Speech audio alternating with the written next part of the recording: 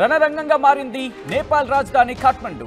ప్రభుత్వానికి వ్యతిరేకంగా ప్రజలు నిరసన వ్యక్తం చేస్తున్నారు. అక్కడ దేశవ్యాప్తంగా ఎయిర్పోర్టులు మూసివేయడం జరిగింది. నేపాల్ ఆర్థిక మంత్రిపై నిరసనకారులు దాడికి పాల్పడ్డారు. ఉద్రిక్తత నేపథ్యంలో ప్రధాని కేపీ శర్మ ఓలీ రాజీనామా చేశారు. తన ప్రధాని పదవికి ప్రస్తుతం కాఠ్మండు రగిలిపోతోంది. కాఠ్మండు రావణ కాస్టల్లా మారింది. రాజీనామా తర్వాత దేశం విడిచి పారిపోయాడు కేపీ శర్మ ఓలీ. ప్రత్యేక హెలికాప్టర్లు పారిపోయారు ప్రధాని.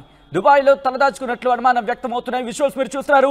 అదిగో మీరు చూడొచ్చు, పూర్తిగా రణరంగంగా మారింది. మీరు చూస్తుండొచ్చు, శ్రీలంక తర్వాత బహుశా ఈ స్థాయిలో అల్లర్లు జరిగి ఇటు నేపాల్ ఒక దేశానికి సంబంధించి ఇటు ప్రధాని ఇంట్లోకి చొరబడి ఆందోళనకారులు రణరంగంగా మార్చిన పరిస్థితి ఉంది అంటే కనుక బహుశా ఇది